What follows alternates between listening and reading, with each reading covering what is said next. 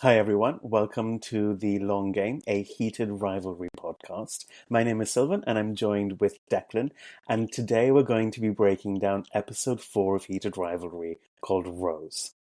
Now, just as a recap, this episode marks actually a 2-year span from 2014 to 2016. So here we see Shane win 2 cups back to back. We also see the infamous visit to Ilya's home, and we also get the introduction to Rose, a different character, and where Shane starts a very public relationship with. Mm-hmm. Now, I wanted to start with how this opens up, Declan, because we do see a lot before they even open up the credits. So you see what happens in the off season between both these characters, where they're training and they're sexting each other Yeah. still. But there's a lot of time that passes through. So I'm curious as to how this is managed in the books, Declan, because it's really fast paced. You know, we get the span of these 2 years before the opening credits have even started, really. And you know, there's this focus on what happens in the off season for both these characters. So in the book, you have the privilege of being able to just like write time passing. So you can, and I think it's very similar in this. It's not, I actually kind of like the way Jacob Tierney's done it. He's done this sort of montage that gives this illusion of time passing. And it also shows that these two are still doing this, and it's been going on for a while. Now, in the book, I think it's not really even more than like a few pages. It's just sort of thrown in there. And the important elements of the relationship are obviously, kept a central focus because that's going to help with the pacing.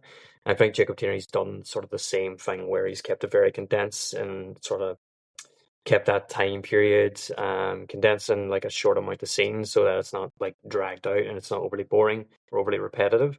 And so he's just taken a sort of creative way of showing that sort of time passage from the book in a way that sort of translates really nicely to TV. I think you're right, and I think that condensation has really sort of cemented sort of the relationship as well. Hmm. Because how much can you really sex someone before one person loses interest? Yeah, Speaking of, you know, from previous experience, it's the perhaps. fact that it's still going on. It's like at this point, this is just like kind of ridiculous how long this has been going on now. And the fact that it's still sort of happening leads you to believe that these guys, there's something else there. Like this is just beyond the physical at this point. This isn't a casual relationship in the traditional sense. And the fact that they've committed to so much time together and so much sort of repetition in their relationship, yeah, it just goes to show that they are sort of clocked in a little bit and they're quite content. Well, not so much content, but they're sort of happy to maintain the status quo that's been going on at the moment. Yeah, and you're right, because the pacing of it makes it seem like, you know, you've got the hockey scenes initially, and that's interspersed between some of the sex Mhm. scenes. But from a casual viewer, it looks like, oh, they're meeting up quite regularly, but you don't actually realize these are months, Yeah. if not years apart. Yeah. And all the while, it leaves this impression that they're also always sort of contacting each other. They're always sort of messaging each other while this is happening. And then obviously they get those brief moments together where, they actually get to be with one another. And what's interesting is it's going to very quickly become not enough. So it is, and I think this is where Rose comes in because something needs to disrupt the sort of flow of this. Something needs to change, and she is sort of like the catalyst to let this happen. Um, because Shane is starting to realize that Ilya is not really available to him whenever he wants him to be, and you get lots of sort of input from external factors in Shane's life as well, and some for Ilya too, about, why don't you settle down? Why don't you find a nice girl? Or there's always comments about, oh, this person's dating that person, or, you know, I can set you up on this date and take you here, and yada, yada, yada. And you can very much see that the pressure is on because these guys are now starting to get into their sort of like mid to late 20s. And so the pressure to be in a long-term relationship is starting to ramp up. And because of the way in which their current situation's unfolding, they don't really have an option to do it together. They kind of have to figure out some sort of alternative relationship arrangement for themselves that don't involve each other anymore. And that's a very hard thing to do because you're breaking up this cycle that's been going on for years. Yeah, in a way, I'm surprised Shane's mum, or momager, as I Momager. like to call her, hasn't PR'd this kind of a relationship with Mm, someone for a PR perspective. Yeah, so that's quite interesting that that hasn't happened yet, and you see it happen in this yeah. episode. Not because of momager, of course, but actually, what you're talking about reminds me of that scene where Shane's with both his parents, and they're talking about going to Wimbledon the next summer or something like Yeah, that. yeah. And I thought that was really interesting because you see this little bit of pressure, like we can set you up. There's someone from, I don't know, royalty Some from royal Sweden next to going or you. You could be something. dating a royal.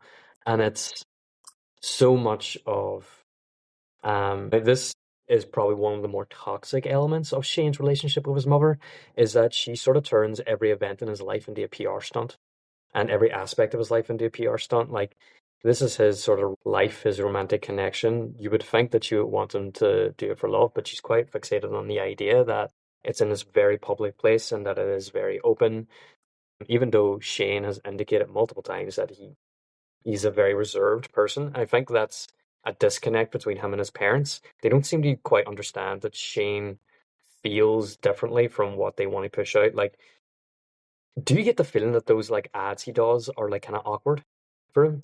Like, he kind of doesn't want to be there, and there's like a stiffness to him that doesn't quite look right. I feel like that is such a big aspect of his relationship with his mother, where he kind of feels pressured to take on certain roles as a result of what she sort of wants for him. And all he really wants and what he really loves is the hockey, but everything else that goes along with it, he feels this obligation to sort of do to keep her happy. That's at least the read that I got from it. Now that relationship is much less complicated in the book. The relationship between Shane and his mother is massively expanded upon on the TV show in a really good way because it makes for really strong content and it characterizes Shane a lot more as well. But you do get the feeling that, Shane doesn't want to disappoint his mother in a lot of ways, and that frustration of the fact that he's lying, the fact that he is unable to pursue the person that he actually wants, and this pressure as well coming from his mother, who's looking to turn everything into a PR stunt. Like, Shane doesn't want to go watch tennis in London, he has no interest in it, or anyone else. He sort of fobs it off, and that sort of rebellion begins to come out in that dinner that they're having. And it's so interesting because it's such a contrast to the Shane that we've seen in the exact same restaurant only a few episodes before, where he is basically saying, "Oh yeah, great, we got the Rolex thing. That's really good. Wow, okay." And you could see that he's just not bothered by it. But now it's a lot different because basically he is no longer that interested in appeasing her. He's getting more frustrated, and you can see that in the way that he's coming across. I think it's really interesting that you noted that that's in the same restaurant because I didn't. Certainly from Shane's mum's perspective, it sounds like she wants to go to Wimbledon. He's like, I don't really care. Like, you go. And she's like, well, they're not going to invite us as the parents. You're the main attraction. So that really cements that sort of drive Yeah. from Shane's mum. And you're right. I love that you picked up on the advertisements and how stiff he is because in the first advertisement that we see in this episode, he's partially clothed, but it's like a wet t-shirt contest. Like Hmm. he's all wet. And then the second one, it's an underwear ad. And again, it's very, very Hmm. stiff. Yeah. It's painting this idea that he is like putting up this front that he's not being authentic, he's not being his real self, and it's coming out in this really awkward way through these advertisements. Whereas Ilya is sort of trying to drown himself in his vices and everything that he does in terms of like sex, the drink, and the partying and stuff like that, and he's sort of enjoying living his life like that until their relationship starts to get called into question, essentially, where, is it the best thing for these two to be together? Should Shane look for something different? Should Ilya look for something different? And yeah, it just creates this very interesting dynamic. Well, there's that conversation between Ilya and Svetlana in the limo in the Yeah. car where she's like, "How's Jane?" kind of thing, and you really see in that montage, like, or maybe it's after the montage, I can't remember, but you know, Ilya spends his off season very differently to Yeah. Shane. Shane is out there doing commercials and doing all this kind of stuff, and Ilya's back home, presumably in Russia, taking care of his father in one of the Hmm. scenes where he's handing him water and pills and things like that. So their life is very contrasted off season. But then when it comes back to the hockey, it's the same thing Yeah, exactly. that draws them They together. fall back into that routine. And it just shows that they come from very different worlds, and it's another difference between the two of them that's kind of stopping them from being together. Ilya is the party animal, but he's also the, parentified child. He's the one that's looking after his father. He's the one that comes from the abusive home. And then you have Shane, who is the very organized. He's very put together. He is pressured a lot. His parents have sort of drilled in a sense of perfectionism into Shane, and I do think that comes across. I think Shane is a perfectionist. Um, like you could tell from like the earlier episodes, whenever he lost to Ilya, he was like really annoyed about it, like frustrated. Not in the. I feel like Ilya takes his losses a lot better than Shane does. So he does. I feel like Shane takes his almost a little personally to himself as like their personal failures for him. It definitely comes across that way in the book.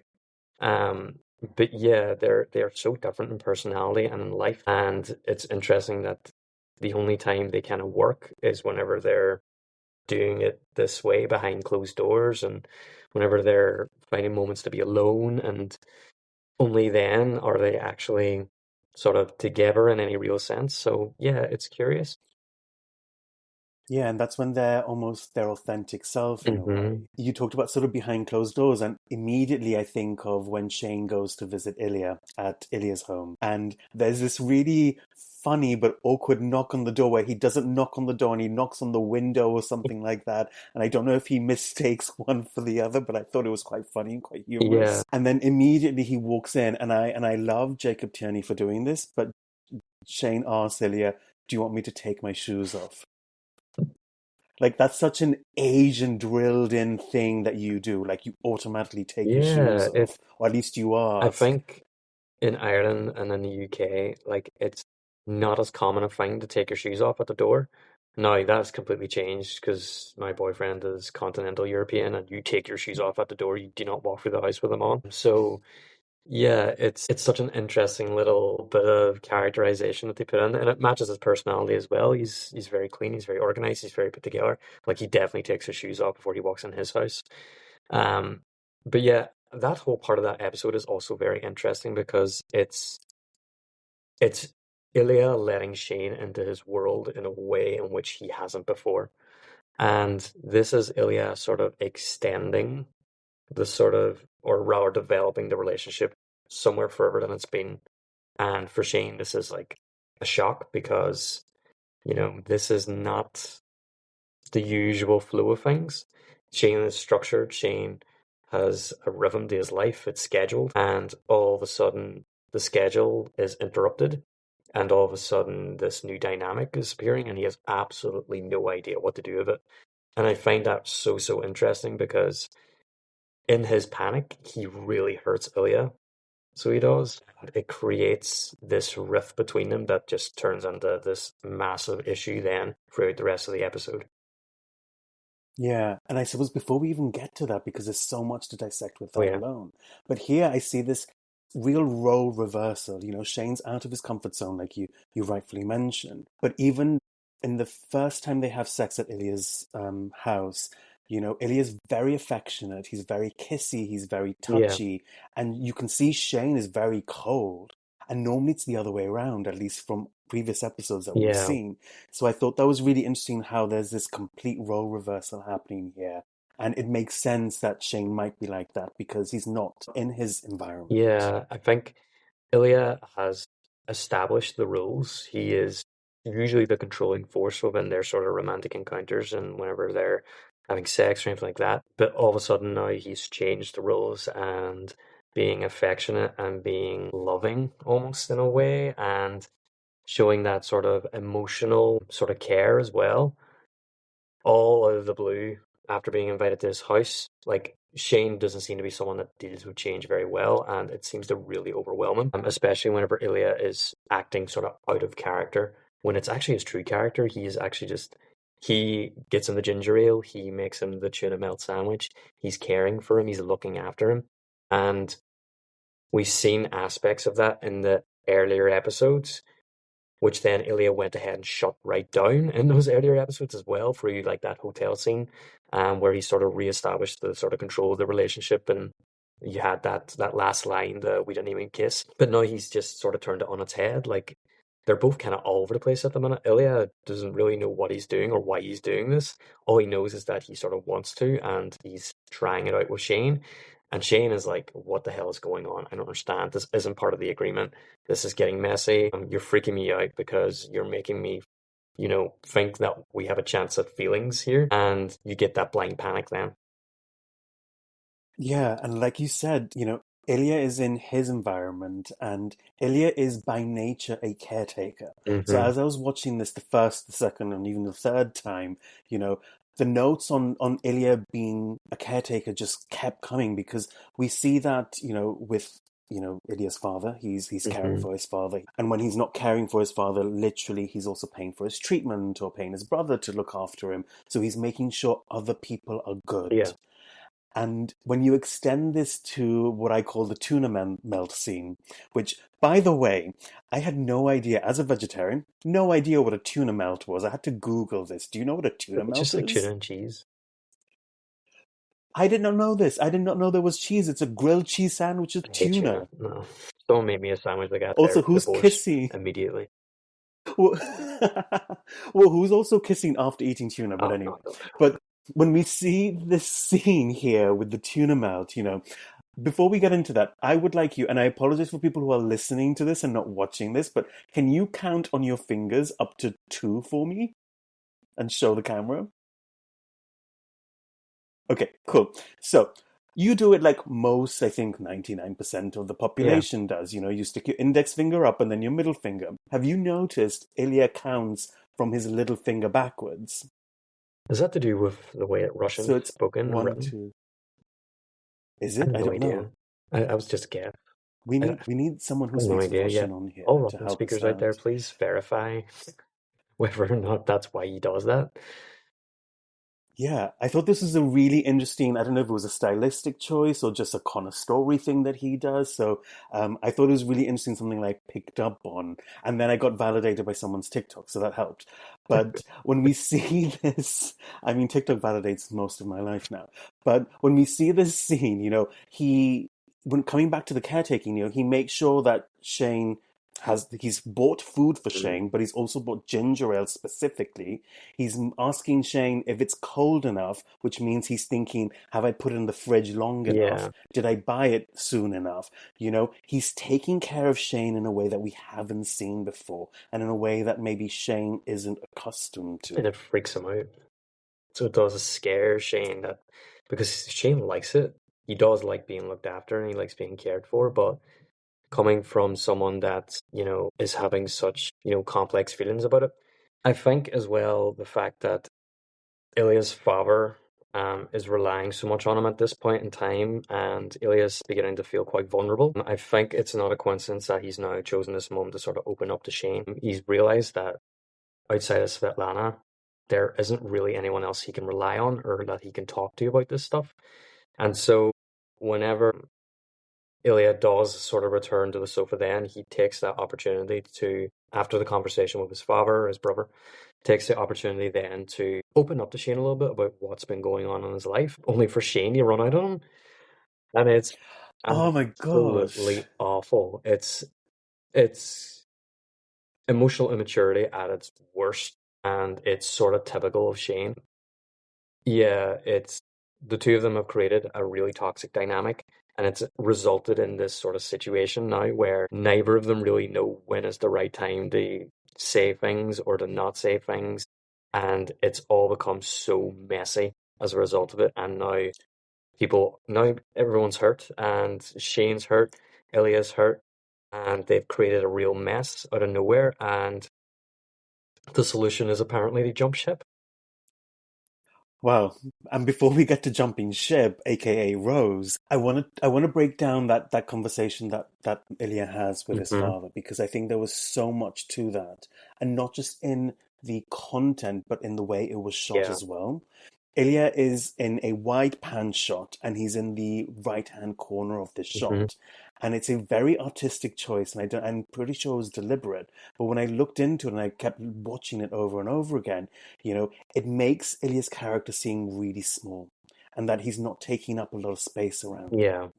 And for me, putting Ilya in that side of the frame really pushes him into the corner of the shot. And there's a lot of psychological sort of undertones to that, where you've got a lot of negative space or space that isn't Yeah, being used. And for me, that represents, that sort of isolation that Ilya yeah, feels, that Ilya has, especially in, when it comes to sort of, taking care of his father and being alone and doing that alone. And there's this emotional distance between the relationship between him and his father, where, Ilya doesn't take up much yeah. space. He deliberately makes I feel himself like, small, so he does in their relationship. yeah, He never challenges his father. He just goes along with what he wants. And it's also a way of showing his vulnerability as well. Like the only person that seems to be able to get under Ilya's skin really is his father. Even his brother in a lot of ways. Like he has plenty of fire to throw back at him whenever he's having his phone calls. But his father, he just takes it on the chin every single time. And it makes him small. It makes him vulnerable, but also so almost childlike. It's like those conversations with his father reduce him back to being a child, where it's just, yes, dad, okay, dad, yes, dad, I will do that, dad, that's, you're right, dad. And it's just that really sad sort of belittling of himself that you see going on. That's a result of their relationship. yeah, there's this regression that you see for Ilya back to being more childlike, but even his body language when he's having this conversation, it's tense. You can see the tension in his face, in his neck, for example. And it's very controlled. Like he contains his language. He doesn't lash out at his father in a way that you might expect him to do in that kind of Hmm. situation. But it very much contrasts the Ilya we've seen where he's confident and he's bold and he takes up space and he's loud. And so for me, this sort of dialogue is almost like a reminder that in Ilya's father's world, or even maybe in Russia, on the Russia Hmm. side of it, Ilya exists within the margins of it. He's learned to survive by making himself smaller. Yeah, by hiding himself. Yeah. Even when he returns back to Shane, there's this moment where he shakes it off Hmm. almost. So it's almost like a nervous system regulation thing that happens there, where he shakes it off, he fixes himself, and then he goes It's back to almost like caring for it's Shane's almost like he's needs. putting the mask back on again. And very curiously, he then takes it off again for Shane whenever Shane asks him. So he does, and Ilya does finally begin to actually reveal things to Shane that he's never revealed before. And Shane's response is to freak out because all of a sudden he doesn't know who this person is. He doesn't know this very kind, nurturing, vulnerable person, and he cannot square these sort of versions of Ilya with each other.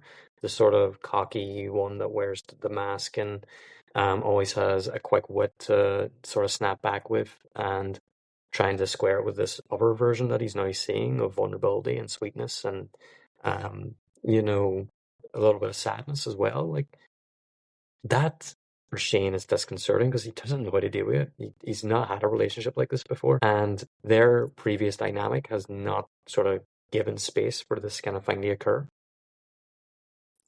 Yeah, I mean, it's interesting because Ilya sort of instigates this by calling him Shane for the first time. I think that's the first Yeah, time I hear yeah, him yeah, say it is. his Yeah. first name. But then Shane responds in the same way, so he says Ilya in Hmm. return.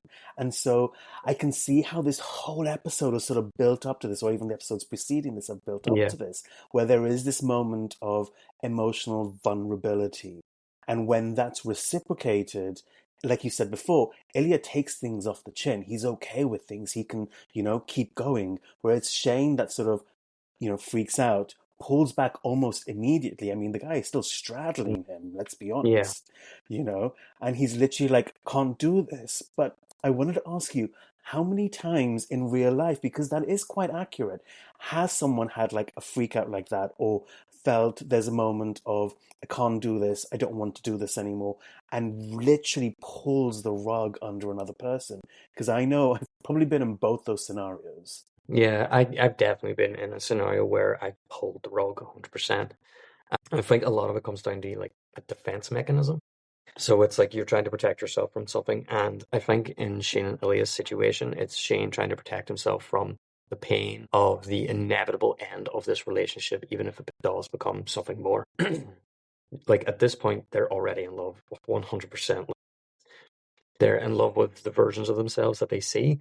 And I think this new like layer being peeled back has made Shane like Ilya even more.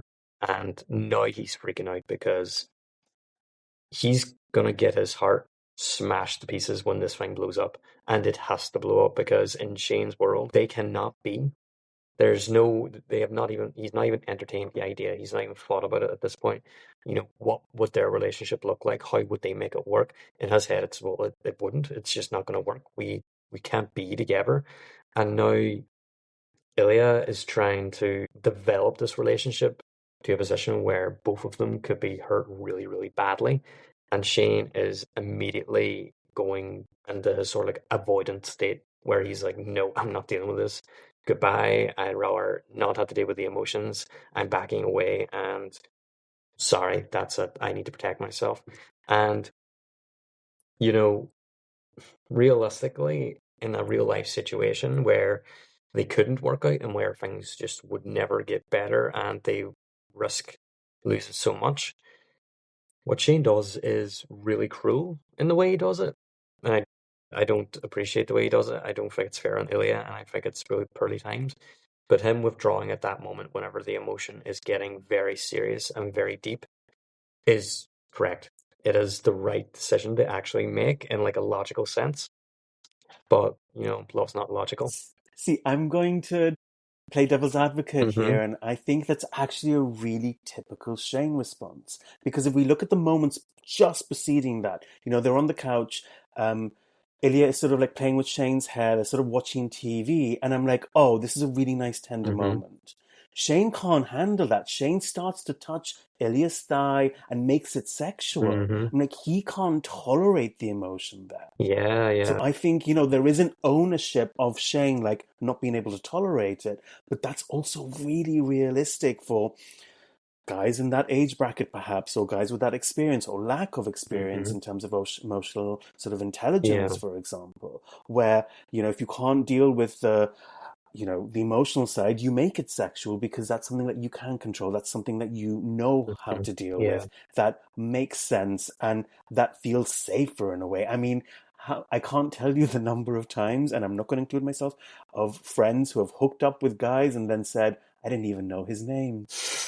So, I mean, there Yeah. is that sort of distancing It's, there. yeah, it's the thing about their relationship now, though, is that it's been going on for a while. And this has been happening over and over and over again. And this is Shane trying to do what Ilya did in the hotel, which is sort of take control back of the situation and turn it back into this sort of just sexual dynamic and away from the romance, away from the affection, away from the emotion. And he does it really badly. So he does, because what they end up doing is having like a really intimate, tender moment on the sofa then. And whenever they're at the end of it, they're having this like really emotional like bit of a silence between each other where they're just sort of being in each other's company. And then he really freaks out because it's like, oh my God, that didn't work. I need to get out of here now because actually that made it worse. And all of a sudden, my feelings have just sort of exploded at this point, and I need to get the hell out of the situation immediately. So I think Yeah, it's at that point Shane realizes that there is absolutely no turning back now. Ilya has completely changed the yeah, relationship. He's changed the dynamic. They can no longer be together in the way that they were before because yeah, they're too close now. And there is no way of returning to that state without addressing it. And Shane doesn't like to address things directly. He is an avoidant and he will try to skirt his way around it and find ways of not being in Ilya's company and not having to have those awkward conversations or those difficult conversations. It's the same with the relationship he has with his mum and his parents. He doesn't mind have the awkward conversations about what he actually wants or what actually wants to do. He doesn't challenge, very rarely challenges. He sort of just goes with the flow. He doesn't even challenge on the ice whenever he's in hockey. He doesn't fight. He doesn't really argue. There's like very few moments where Shane is actually like confrontation with somebody. You have that one scene with Scott in the previous episode, where he has like the most beige insult ever thrown at Scott, and Scott just like cuts his knees out from under him. And the commentator makes the commentary of like, "Oh, that's very unusual for Hollander to get in a fight. Like we've never seen this before." And he is so unconfrontational that his immediate response is just to run away, and that's exactly what he does. And per Ilya, like I don't think Shane realizes how badly a moment that he's chosen to do this. right, Like Ilya invited right, Shane over because he needed him at that point in time. He needed him emotionally. He needed that support, that he needed the boyfriend. And One of the yeah, all of a sudden, Shane like rejects him in the worst possible way. And yeah. thinking of Ilya's current mental state when he does that, oh my God, it's not good. It's not good. It's rejection on two parts. It's rejection from his family, but now it's rejection from someone he cares very much for. In a way, this reminds me of, like, you know, when you watch like a rom-com and one, or not even a rom-com, but a TV show or a movie where one person says, I love you, and the other's like, oh, thanks. It kind of reminds me of that. It's like I'm putting something out there and I've just been rejected, and it's hurtful and it's hard. But even thinking about sort of the response afterwards, and this is where like Connor's story is a phenomenal Yeah, actor. yeah. You know, when he says Hollander and he just says the name twice, but there's such a nuance. Like the first one feels like, really? You're gonna go? Really? Seriously? And then when he says it again, there's this don't Please don't go leave. Yeah, behind it. yeah.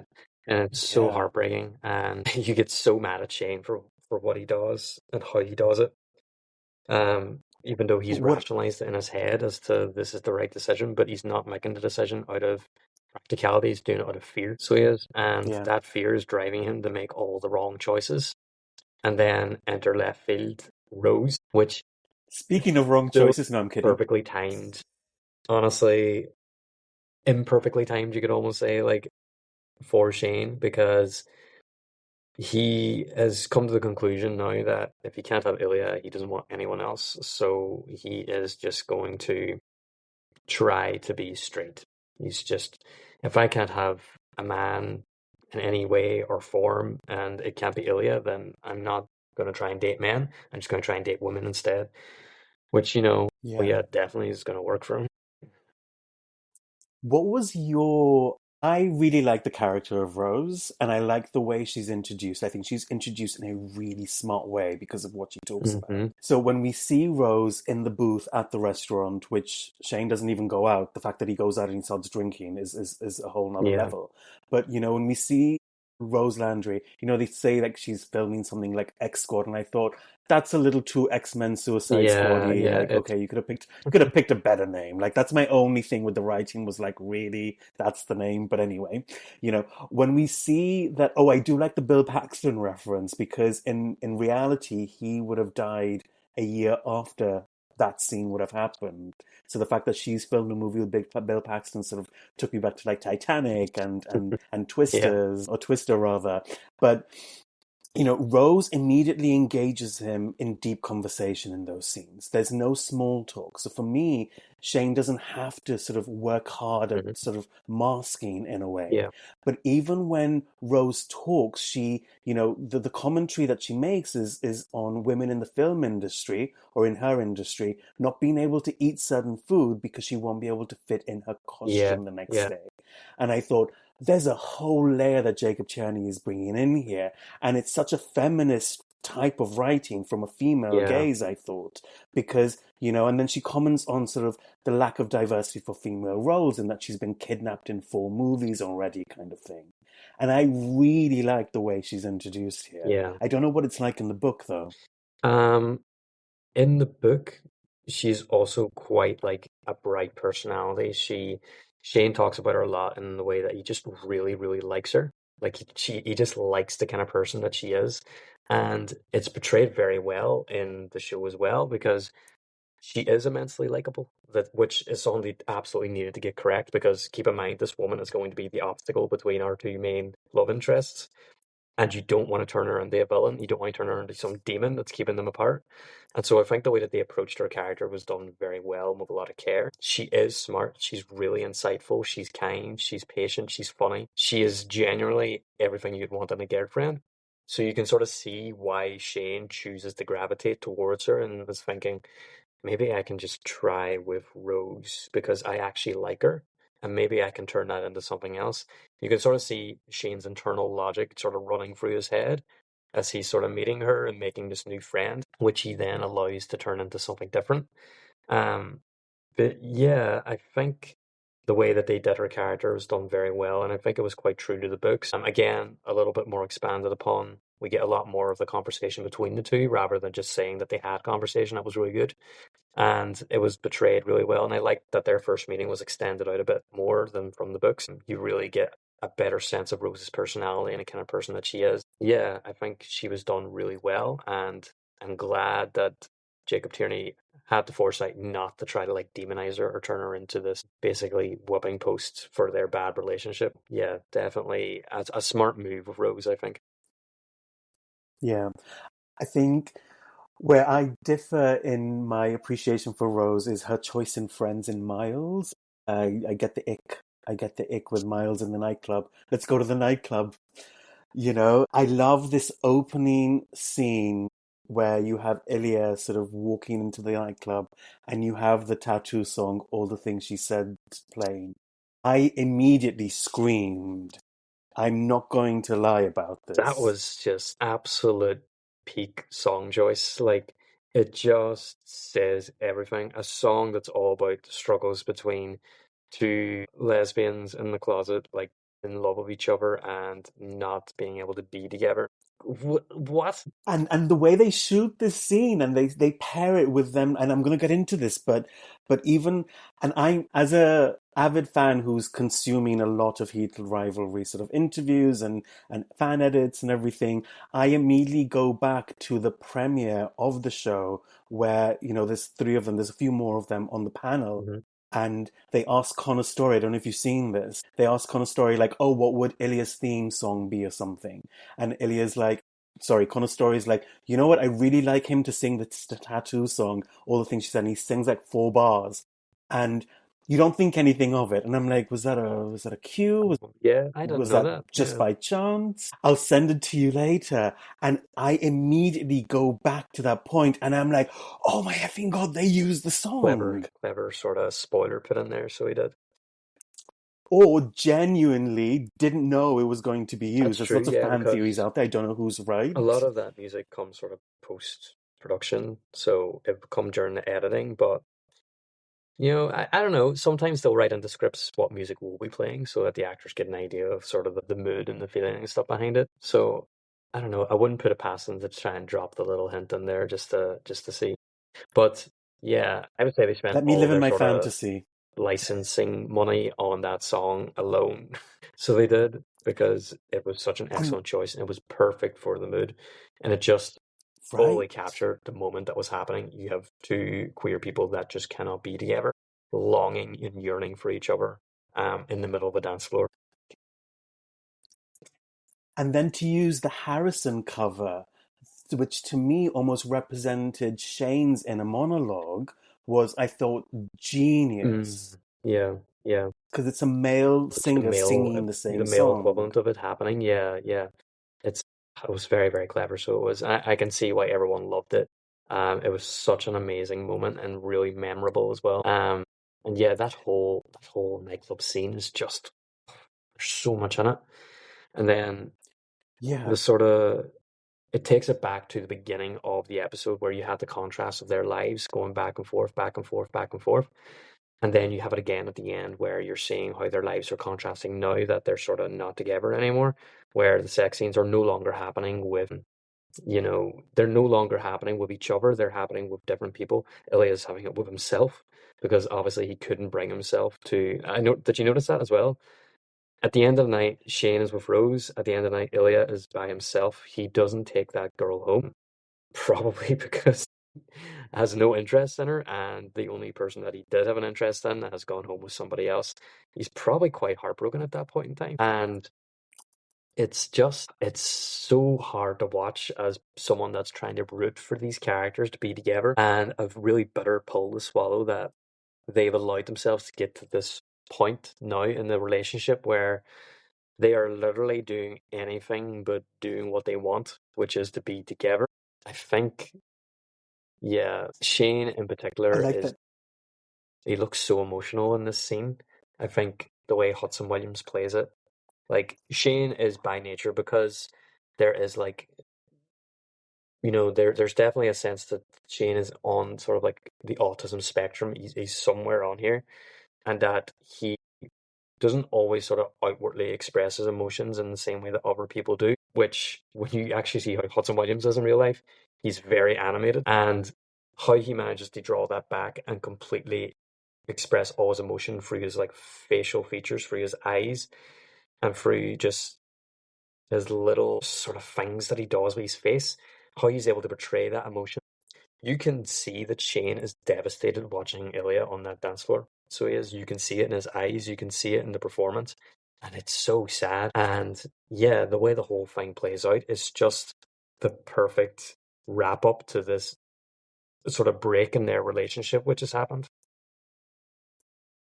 Yeah, and I think, especially when you're talking about that sort of that sex scene between Shane and Rose, and can I just go on a side quest here? The actress that plays Rose has a gorgeous ass. Like when Oh she's yeah, walking up yeah, the stairs yeah. and she seductively drops the dress, I was like, Oh, I could be swayed, maybe. I don't know. But second to Ilya, I think she has the second best ass in the whole oh show for yeah. me. Oh, the Garrett's definitely, yeah, 100%. They got good representation in there as well.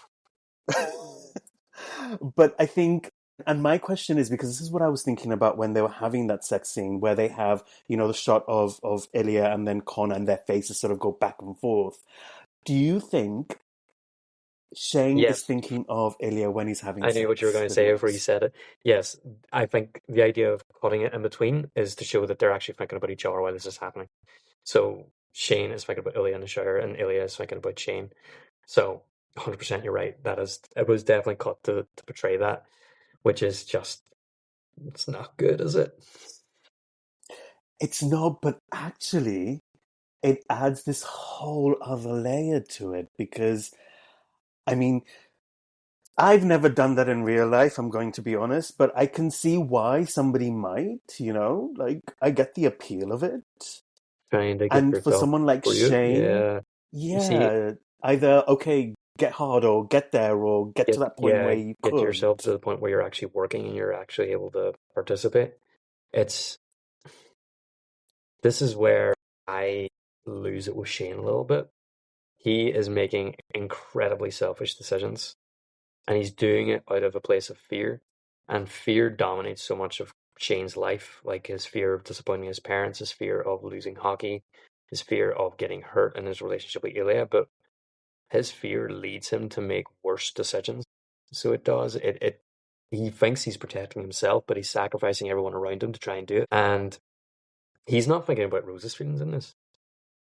So Mm. he knows he's not going to be able to give us all the Rose, but he's still carrying out this relationship. He's still going through with it. He knows he's hurting Ilya by doing it, but he's doing it anyway because he would, he's just so internalizing. He's just so internal in himself. He's just so wrapped up in his own world.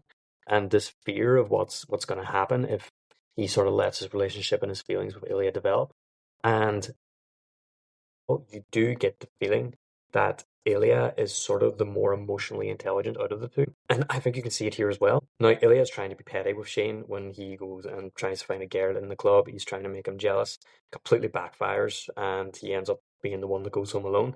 But Shane can be very selfish in his decisions, so he can, and it is coming out of a place of fear, so you can empathize with that. And it does make him a much more layered character. But you will see that, yeah, it's his sort of lack of emotional intelligence that's causing this sort of issue to happen. I mean, Shane should be self aware enough not to drag Rose into this, but he's doing it anyway, all to sort of protect himself from his feelings in relation to Ilya's relationship with him. Yeah, and that's so interesting because for me, it's almost like it adds this layer of authenticity for me because Shane gets hurt, so he hurts Ilya in return. So when they've got the scene at Ilya's house and Ilya's talking about other girls that he slept with, and then he talks about Svetlana, and we get a little bit of backstory for Svetlana, you can see Shane or Hudson making the choice, perhaps in the acting. Shane retreats. He gets quiet when he's Mm. processing or when he's hurt. And that's very typical of a lot of people, not being on the spectrum or not, regardless of that. But that is very typical because I identify with that. Yeah. And not to get you really psychodynamic with this, but it's interesting how I'm really coming through this episode feeling connected to Shane because of some of the ways he's portraying, the ways he's being Yeah. portrayed, but also I'm feeling huge amounts of empathy for Shane. And also for Ilya, of course, but I'm much more interested in the dynamic between Ilya and his father in this episode here. Whereas you're really almost disappointed with Shane or irritated with some of the choices he's Yeah, but making. that's my personality. I am like a moral exceptionalist. So I am like, which is not always a good thing, but it's a very understandable thing that Shane's doing. They're very human responses to what he's going through and what he's experiencing. He's doing it all out of a place of, a negative perspective on his life and what's going to happen and this fear of the unknown. And his choices are completely and utterly understandable. So they are. But ultimately they're still his choices and they still end up hurting people. And so Yeah, it's kind of like, how much are we letting him off the hook here? How much? I mean, yeah, he's dragged Rose into this. He has really hurt Ilya in this episode as well, even though he was doing it in response to what Ilya sort of said to him. But Ilya, I think, is just lacking in self-awareness. That's just sort of the way he is. And yeah, it creates a very complex dynamic around him, so it does, which is interesting because that means that he's a three-dimensional character that actually has flaws, which you're supposed to have. I mean, nobody's perfect. And you can see how messy and just destructive this relationship is being. And funny, it's not coming from the outside world, it's coming from within. So it is. Shane and Ilya are assuming that the thing that would break apart their relationship is if something were to happen, if they were to be found out, and they'd have to deal with all the toxicity around hockey fans and all the way that homophobia is treated in the media and sports personalities and just the general wider sort of entertainment sphere and how they would be treated in that way and how that would ruin the relationship and ruin what they have. They're doing it to themselves. So they are completely and utterly, they are creating more issues than what they actually have.